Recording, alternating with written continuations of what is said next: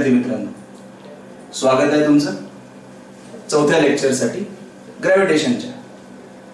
मागच्या लेक्चरमध्ये आपण न्यूमरिकल्स पाहिले आणि law of gravitation were based numericals पाहिले. थोडे ऍप्लिकेशन बेस्ड प्रश्न पण आपण केले.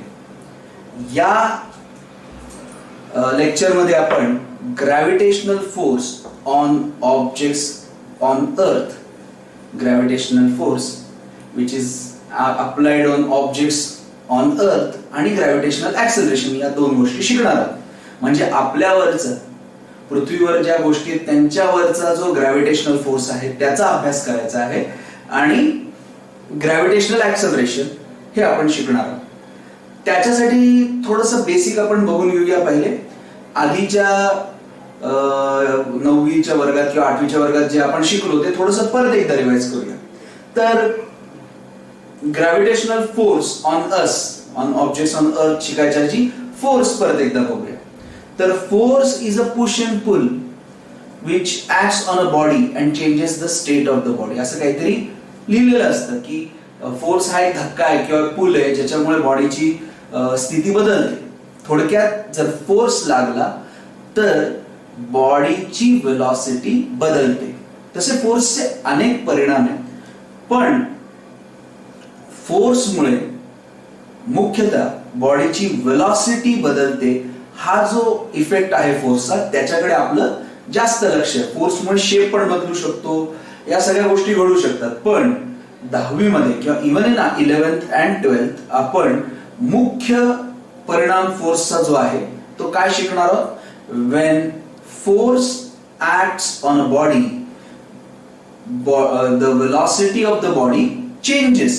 म्हणजे एकतर स्पीड वाढतो किंवा कमी होतो किंवा वेलॉसिटीची डायरेक्शन बदलते. तर फोर्सचा हा परिणाम आपण जास्त बघणार आहोत आणि जास्त शिकणार आहोत.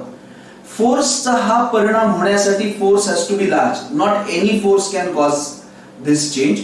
Force on the body should be large enough to cause this.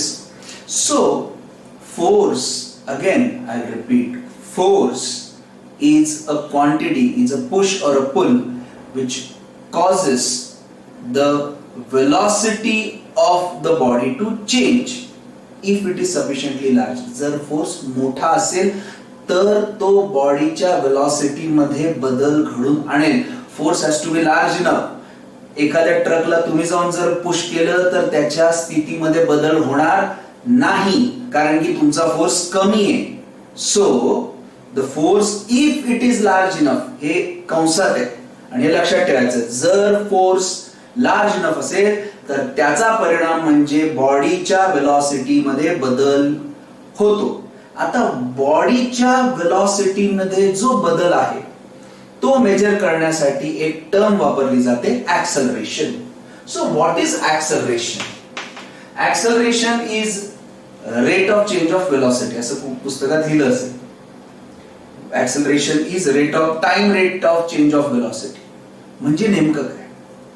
तर ऍक्सेलरेशनचा हा फॉर्म्युला बघा, v minus u upon t. I hope you remember this. v is equal to u plus at. 9वी मध्ये तुम्ही शिकला ते. v minus u is equal to at and a is equal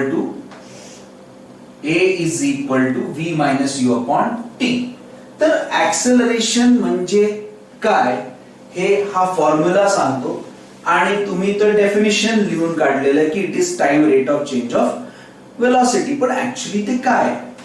तर फोर्समुळे बॉडीची वेलॉसिटी बदलते आणि वेलॉसिटीचा बदल हा ऍक्सेलरेशन थ्रू मेजर केला जातो. So what is acceleration? Acceleration is जो फोर्सचा इफेक्ट आहे. Acceleration is change in velocity और speed per second. Change in velocity per second is acceleration. याचा अर्थ काय? तर बॉडी जर स्ट्रेट लाईन मध्ये जात असेल, स्ट्रेट लाईन मध्ये, हे का बरं तुम्ही पुढे शिकाल का बरं मी स्ट्रेट लाईन म्हटलं ते. बॉडी जर स्ट्रेट लाईन मध्ये जात असेल आणि तिची इनिशियल वेलॉसिटी असेल 2 मीटर पर सेकंड, तिच्यावर जर फोर्स असेल समजा तिच्यावर फोर्स आहे 10 न्यूटन, बॉडीचा मास आहे 5 किलो, तर ऍक्सेलरेशन किती असेल मुलांनो? Acceleration is equal to force upon mass. Force is equal to mass into acceleration. Acceleration is equal to force upon mass. Acceleration किती आलं? 2 मीटर पर सेकंड स्क्वेअर. आता एक बॉडी आहे जिचा मास 5 किलो आहे, acceleration due to force 10 newton किती असणार आहे? 2. याचा अर्थ काय? तर मी म्हटलोय की acceleration is change in velocity per second. Velocity कितीने बदलेल एका सेकंदात. आता किती ऍक्सेलरेशन आलं? 2. म्हणजे आधी वेलोसिटी होती याची 2 मीटर पर सेकंड, एका सेकंदानंतर किती होईल? 4. एका सेकंदानंतर याची वेलोसिटी किती होईल? 4. अजून एक सेकंद झाल्यानंतर वेलोसिटी होईल 6. अजून एक सेकंद झाल्यानंतर वेलोसिटी किती होईल? 8 मीटर पर सेकंड. अजून एक सेकंद झाला तर वेलोसिटी किती होईल? 10. तर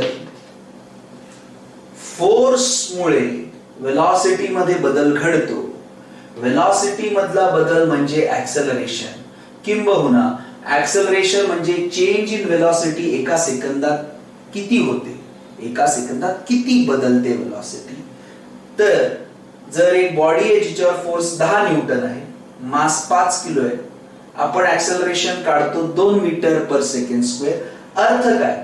तर प्रत्येक सेकंदानंतर, आधी वेलोसिटी 2 आहे, प्रत्येक सेकंदानंतर वेलोसिटी 2-2 नी वाढेल. सो ऍक्सेलरेशनचा अर्थ म्हणजे वेलोसिटी किती बदलते एका सेकंद. हे बघा 2-2 नी वाढेल. 2 एका सेकंदात 4, 6, 8, 10. एक सेकंदानंतर 4, अजून एक सेकंदानंतर 6, अजून एक सेकंदानंतर 8 आणि 10. तसंच जर फोर्स विरुद्ध दिशेला असेल, फोर्स जर विरुद्ध दिशेला असेल, म्हणजे असं समजा वेलोसिटी याची आहे इनिशियल 10 मीटर पर सेकंड असेल आणि फोर्स या दिशेला असेल, तर ऍक्सेलरेशन पण याच दिशेला असेल. समजा ऍक्सेलरेशन असेल 2 मीटर पर सेकंड स्क्वेअर, पण डायरेक्शन उलटी, बॉडी या दिशेला चालली आहे. फ्रिक्शन मुळे फोर्स इकडे, हा फ्रिक्शनल फोर्स आहे समजा, तो इकडे आहे, त्याच्यामुळे ऍक्सेलरेशन 2 तयार झाले, पण ऍक्सेलरेशनचं डायरेक्शन इकडे आणि वेलोसिटी इकडे, दोघही विरोधात आहे. तरी पण acceleration is still change in velocity per second, but this time the acceleration is opposite, so the velocity is going to reduce. तर एका सेकंदानंतर किती वेलोसिटी होईल मित्रांनो? 8. का बरं? ऍक्सेलरेशन फोर्स विरुद्ध दिशेला आहे, रिटार्डेशन आहे, पण बदल किती होईल एका सेकंदात? 2चाच बदल होईल. ऍक्सेलरेशन म्हणजे change in velocity in 1 second.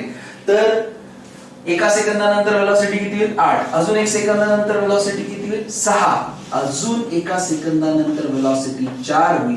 अजून एक सेकंद झाला, इथे पहिला सेकंद, दुसरा सेकंद, तिसरा सेकंद, चौथ्या सेकंदानंतर 2 होईल आणि 5व्या सेकंदाला गाडी थांबेल, वेलोसिटी 0 होईल. तर जर फोर्स या दिशेला असेल तर ऍक्सेलरेशन पण याच दिशेला असेल आणि वेलोसिटी वाढत जाईल. फोर्स उलट्या दिशेला असेल, ऍक्सेलरेशन या दिशेला असेल, वेलोसिटी कमी होत जाईल. ऍक्सेलरेशन म्हणजे वेलोसिटी एका सेकंदानंतर कितीनी वाढेल किंवा एका सेकंदानंतर कितीनी कमी होईल. ऍक्सेलरेशन म्हणजे वेलोसिटी एका सेकंदात कितीनी वाढेल किंवा वेलोसिटी एका सेकंदात कितीनी कमी होईल. If force is in same direction as the motion, velocity will increase. If force is in opposite direction of the motion, the velocity will decrease. हे थोडंसं फास्ट सांगितलं मी कारण की हे तुमचं झालेलं आहे. तर ऍक्सेलरेशन आणि फोर्सचा हा अर्थ आहे आणि this is the relation between force and acceleration. We know this. आता या दोन गोष्टी आपण घेऊया की force causes change in velocity measured as acceleration and force is equal to mass into acceleration. या दोन्ही गोष्टी घेऊन आपण gravitational force कडे जाऊया. So what is gravitational force? So we all know this. Gravitational force काय मुलांनो? आणि we are going to only speak about objects on earth, म्हणजे पृथ्वीवरच्या ऑब्जेक्ट्स बद्दल बोलूया आपण. Gravitational force of earth is also experienced by moon, also experienced by planets around us. पण ते आपण त्या सेक्शन कडे नाही जाणार आहोत. आपण अर्थचा ग्रॅव्हिटेशनल पुल आपल्यावर किंवा अर्थ वरच्या ऑब्जेक्ट्स बद्दल बोलणार आहोत. So what is gravitational force? It is attractive force by अर्थ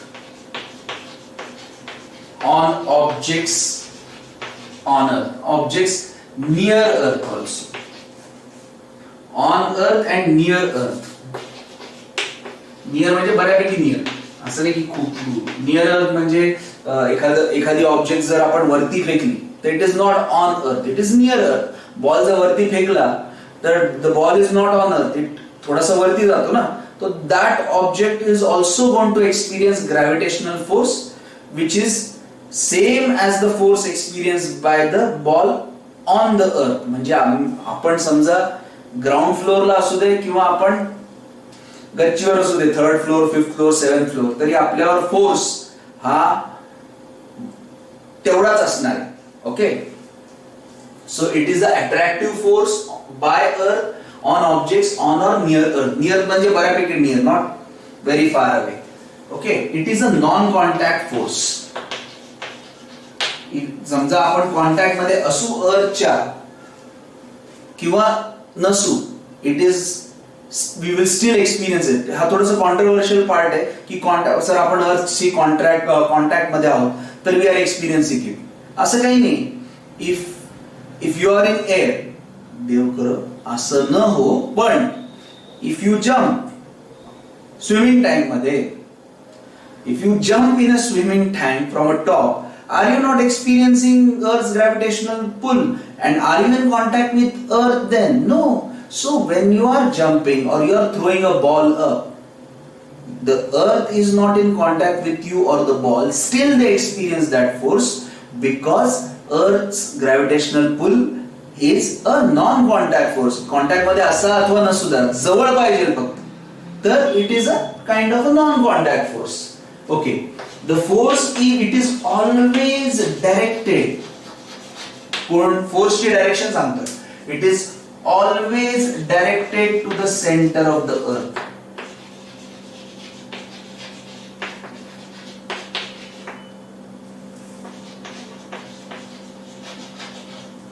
तर आता समजा एखादा ऑब्जेक्ट आहे, हा इकडे असू दे, खूप जास्त मोठा झाला, ही अर्थ आहे, हा ऑब्जेक्ट आहे. The direction of gravitational force is towards the center.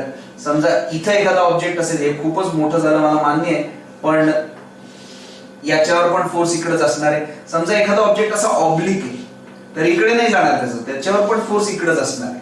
So the objects if they are placed at various parts on earth, steel the force of attraction will be towards the centre. This is the gravitational force. This is the gravitational force on the object. It is always towards the center. हा पहिला point, हा दुसरा point आणि तिसरा point. The magnitude of the force, value किती आहे त्याची. तर magnitude of force is given by sing Newton's law of gravity किंवा न्यूटन्स ग्रॅव्हिटेशनल लॉ नीच आपण फोर्स ऑन ऑब्जेक्ट्स काढणार आहोत. माझ्यावर काय फोर्स आहे, तुमच्यावर काय फोर्स आहे, किंवा एखादा बॉल जर वरतून सोडला तर त्याच्यावर काय फोर्स आहे, पण we are very close to the surface of earth. हा force Newton's law of gravitation नीच काढला जाईल. तर force on the objects near the surface of earth is given by G, gravitational constant universal. कोण खेचतंय? अर्थ, मास ऑफ अर्थ. कोणाला खेचतंय? ऑब्जेक्टला. ऑब्जेक्टचा मास असू दे m upon r square.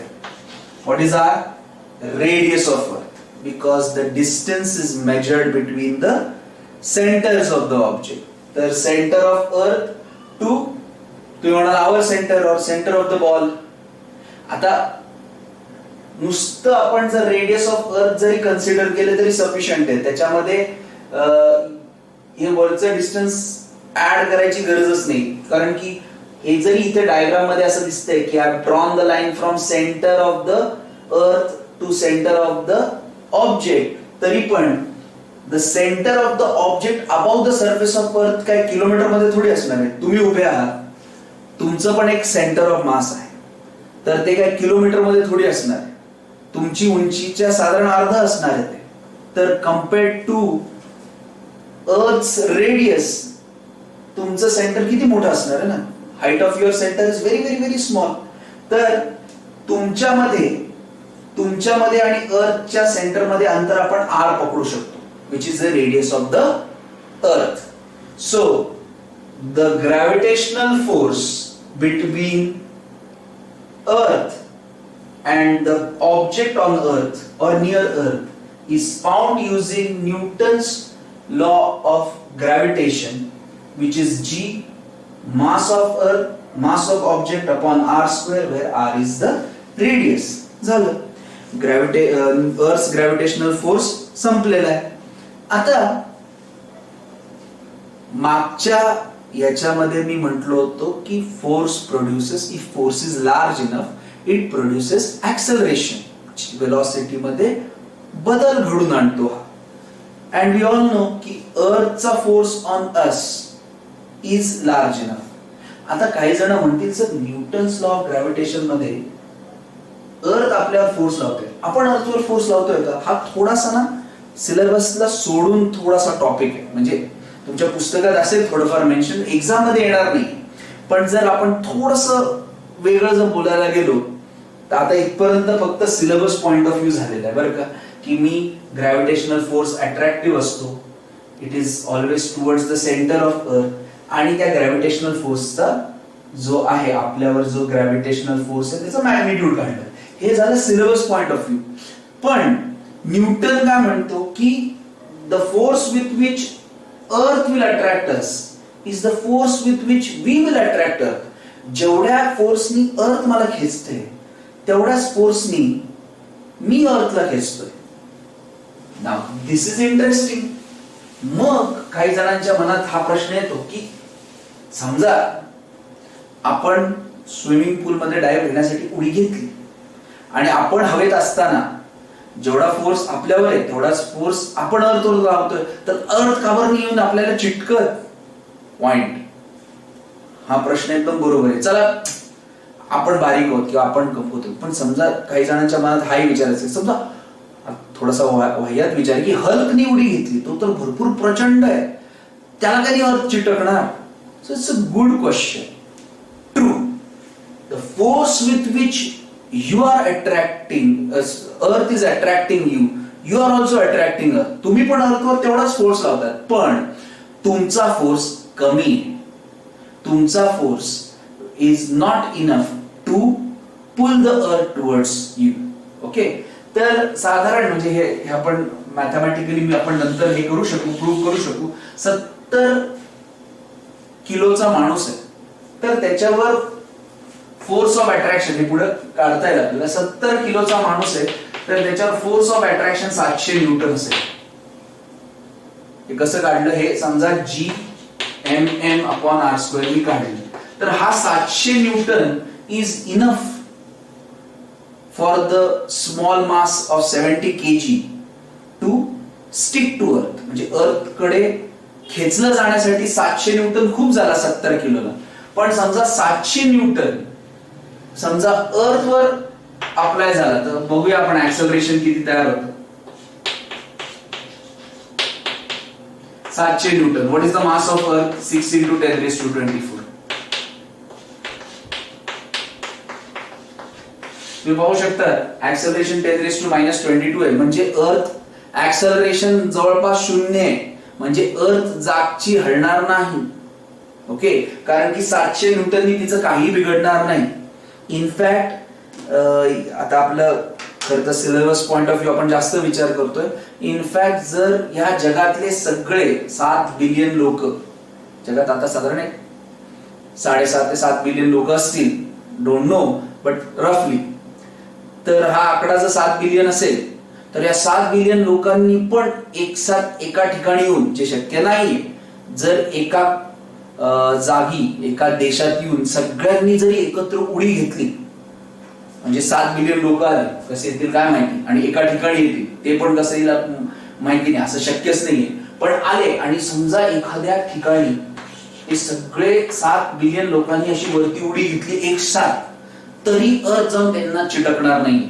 So forget one person causing the earth to move, even the entire population cannot make the earth move, because the force of 7 billion people, you can calculate this later, will not cause anything to such a huge mass. त्यामुळे force आपला कमी आहे, पण आपल्यावर जो force आहे अर्थचा तो भरपूर आहे, which we all know. So point number 1, gravitational force on objects on earth is acting towards the center. Gravitational force on objects on earth is given by this formula. ठीक आहे, कुठे direction towards the centre of earth, आणि formula हा आहे. आता या फोर्सनी जिथं आपण आपलं थोडस थांबवलं होतं discussion, does gravitational force cause acceleration? Gravitational force मुळे ऍक्सेलरेशन प्रोड्यूस होतो का? हो. ग्रॅव्हिटेशनल फोर्स प्रोड्युसेस और causes acceleration in objects near अर्थ, किंवा ओके, आणि त्याला आपण जी नी डिनोट करतो.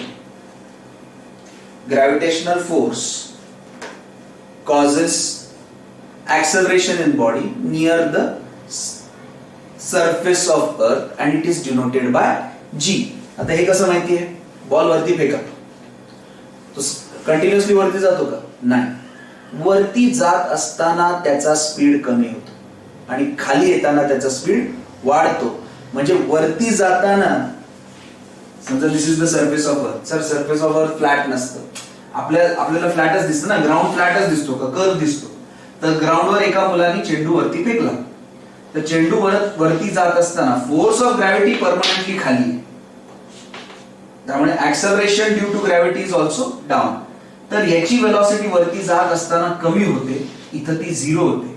पण जेव्हा तोच बॉल खाली येतो तेव्हा it is moving in the direction of the force, त्याची वेलॉसिटी वाढत जाते, वरती जाताना वेलॉसिटी कमी होते. So force of gravitation does cause acceleration. हे आपल्याला एक्सपेरिमेंट थ्रू, म्हणजे तुम्ही एक्सपेरिमेंट करून बघा, कळलंच की velocity of a body which is going up decreases, velocity of a body which is coming down increases. तर ऍक्सेलरेशन आहे. आता या ग्रॅव्हिटेशनल ऍक्सेलरेशन बद्दल आपण काही गोष्टी समजून घेणार आहोत. पहिले कन्सेप्ट वाईज समजून घेणार आहोत आणि मग एक्झाम मध्ये काय लिहायचं ते समजून घेणार आहोत. तर प्रयत्न करूया कन्सेप्ट वाईज समजून घ्यायचा. So gravitational force produces acceleration which is denoted by, gravitational force produces acceleration in objects near earth which is denoted by G. What about the value of G? तर अनेक एक्सपेरिमेंट्स करण्यात आले. आणि कसे करण्यात आले एक्सपेरिमेंट्स? तर लिनिंग टॉवर ऑफ पिझ्झा वरून पण एक्सपेरिमेंट्स करण्यात आले. तुम्ही गुगल करू शकता त्या एक्सपेरिमेंट्स बद्दल. पण एखादी गोष्ट जर आपण एका हाईट वरून खाली सोडली, फेकली नाही, सोडली, तर एक मोठा चेंडू आणि एक छोटा चेंडू, ओके, तर दोन्हीही एकाच वेळेस, साधारण एकाच वेळेस ग्राउंडला टच होतात. एक मोठा बॉल घ्या, एक छोटा बॉल घ्या, वरतून सोडा, दोन्ही साधारण एकाच वेळेस ग्राउंडला टच होतात. तर त्यांनी हे एक्सपेरिमेंट करून हे चेक केलं की ह्या बॉल्सच्या वेलॉसिटी मध्ये जो फरक आहे किंवा ह्या ऑब्जेक्टच्या वेलॉसिटी मध्ये जो चेंज आहे प्रति सेकंड, म्हणजे ऍक्सेलरेशन ड्यू टू ग्रॅव्हिटी त्यांनी मेजर केलं. तर these balls or these objects when they are falling towards the earth, the change in velocity per second is constant. Okay, असं नाहीये की हा मोठा बॉल आहे हा छोटा बॉल आहे तर याच्यावर फोर्स जास्त तर याचं ऍक्सेलरेशन जास्त, याचा हा मास कमी तर फोर्स कमी ऍक्सेलरेशन कमी. नाही, दोन्हीही ऑब्जेक्ट जेव्हा अर्थ कडे पडतायत दोघांवर ऍक्सेलरेशन हा सेम निघाला, कॉन्स्टंट निघाला आणि तो साधारण 9.8 मीटर पर सेकंड स्क्वेअर निघाला. याला अप्रॉक्सिमेटली पुस्तकात 10 घेतलंय. आता प्रत्येक ऑब्जेक्ट साठी on this earth gravitational ऍक्सेलरेशनची value constant आहे. याचा अर्थ समजा मी एक मोठा ऑब्जेक्ट आणि एक छोटा ऑब्जेक्ट वरतून खाली असं सोडून दिलं तर प्रत्येक सेकंदानंतर यांची वेलॉसिटी 10 नी वाढेल. 1 सेकंद झाला, वेलॉसिटी किती असेल 10. आधी सोडतोय म्हणजे आधी वेलॉसिटी 0, एका सेकंदानंतर 10 होईल, अजून एका सेकंदानंतर 20 होईल, अजून 1 सेकंदानंतर 30 होईल आणि समजा चौथ्या सेकंदाला ते अर्थशी कोलाइड करत असतील तर शेवटी कोलाइड करत असताना त्यांची वेलॉसिटी 40 असेल. तसंच जेव्हा एखादा बॉल वरती फेकला जाईल समजा with 50 metre per second, if a ball is thrown up with 50 meter per second, the acceleration due to gravity is constant irrespective of the mass. Okay, तर एका सेकंदानंतर value of G is constant 9.8 10 घेऊया आपण. वरती जात असताना एका सेकंदानंतर याची वेलॉसिटी 40 होईल. Okay, acceleration due to gravity is 10, ऊपर जा रहा है तो वेलोसिटी में चेंज होगा 10 आफ्टर ईच सेकेंड. एक्सेलरेशन मतलब change in velocity after each second और in 1 second. Acceleration is change in velocity in 1 second. तर वरती जात असताना काय होईल मुलांना, वेलोसिटी कमी होईल. किती? 50, 40, एका सेकंदानंतर 40, कारण की एक्सेलरेशन किती आहे 10. मग बदल किती होईल 10 नी, पण कमी होईल. का बरं? तो वरती चाललाय आणि फोर्स खाली आहे, ऍक्सेलरेशन खाली आहे, वेलॉसिटीच्या विरुद्ध दिशेला आहे तर वेलॉसिटी कमी होईल. एका सेकंदानंतर 40, अजून एका सेकंदानंतर 30, अजून एका सेकंदानंतर 20, अजून एका सेकंदानंतर 10, अजून एका सेकंदानंतर 0. बॉल तिथं थांबेल, मग परत त्याचा तो थांबतो, त्या परत काय होईल एका सेकंदानंतर 10, another second 20, another second 30, another second 40 and lastly when it comes to ground again 50. तर ज्या स्पीडनी वरती जाईल त्याच स्पीडनी खाली येईल. So point is very simple. Gravitational force produces acceleration in objects near Earth and it is denoted by G.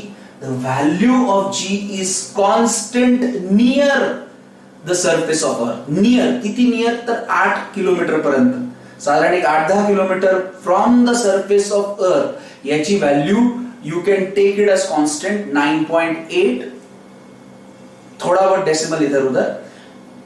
In book it is taken as 10 for calculation. It is you can take it as constant till 8 kilometer. याचा अर्थ कुठलाही object जर वरतून खाली पडला, कुठलाही object जर वरतून खाली पडला तर प्रत्येक सेकंदानंतर त्याची वेलॉसिटी 9.8 म्हणजे 10 नी वाढत जाणार आहे आणि वरती जाणाऱ्या ऑब्जेक्ट ची वेलॉसिटी प्रत्येक सेकंदानंतर 10 नी कमी होणार आहे. So Earth's gravitational force causes acceleration. This acceleration is g. It is constant till 8 kilometer आणि acceleration चा अर्थ मी तुम्हाला सांगितलेला आहे. आता एक साधा प्रश्न हा असतो की समजा मी एक बॉल घेतला, दुसरा बॉल घेतला, थोडाफार फरक असेल, सोडला खाली एकत्र पडते. पण मी एक बॉल घेतला आणि एक समजा पक्षाचा पीस घेतला, फेदर, आणि आय ड्रॉप इट, तो ऑब्विसली बॉल पहिले पडेल आणि पक्षाचा पीस आहे हळूहळू थोड्या वेळाने पडेल. ट्रू.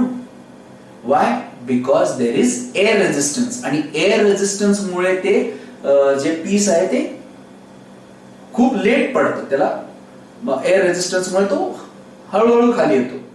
तसंच जर तुम्ही हे टाकलं, कागदाचा गोळा असा टाकला आणि एक बॉल टाकला, तर ऑब्विसली कागद जो आहे तो हळूचकन खाली येईल आणि बॉल लवकर खाली जाईल, कारण की अगेन एअर रेजिस्टन्स. तर तुम्ही जे सांगताय ते बरोबर आहे का? तर नक्कीच बरोबर आहे. फक्त एअर रेजिस्टन्स मुळे हा फरक आहे. जर एअर नसती तर कागदाचा गोळा, पक्ष्याचं पीस फेदर किंवा एक स्टील बॉल हा वरतून एकाच हाईटवरून सोडला तर तिघही, because the acceleration due to gravity is same, तिघही एकत्रितपणे जमिनीवर पडतील. हा एक्सपेरिमेंट झालेला आहे, नासाचा एक्सपेरिमेंट आहे. त्यांनी एक व्हॅक्युमाइज्ड चेंबर बनवलं, एक स्टील स्पियर वरतून सोडला, पक्षाचं एक फेदर, एकदम हलकं फेदर वरतून सोडलं, दोघही एकाच वेळेस जमिनीवर पडले जेव्हा एअर नव्हती तेव्हा. So what is the conclusion? Gravitational acceleration is constant near the surface of Earth. Every body which fall towards the Earth, the acceleration is same. The change in velocity for each body will be same irrespective of the masses. And if a body is thrown up, also the acceleration is constant. The change in velocity per second is constant. आता हे concept part झालं. आपण पुढच्या lecture मध्ये याचं derivation करूया आणि gravitational acceleration जर एक्झाम मध्ये प्रश्न आला तर कसं लिहायचं हे मी तुम्हाला सांगणार आहे. हा प्रश्न यायची शक्यता आहे, ग्रॅव्हिटेशनल फोर्स यायची शक्यता कमी आहे. आय होप तुम्हाला हे लेक्चर कळलं असेल. थोडं कन्सेप्ट वाईज बोललो मी, त्यामुळे जर तुम्हाला जम्बलिंग झालं असेल तर पुढच्या लेक्चर मध्ये आपण जेव्हा लिहून काढू तेव्हा थोडंसं अजून क्लिअर होईल आणि न्यूमरिकल्स मध्ये अजून क्लिअर होईल तुम्हाला हे. तर be patient, please be continue with your comments and we'll appreciate that to improve ourselves. Thank you very much.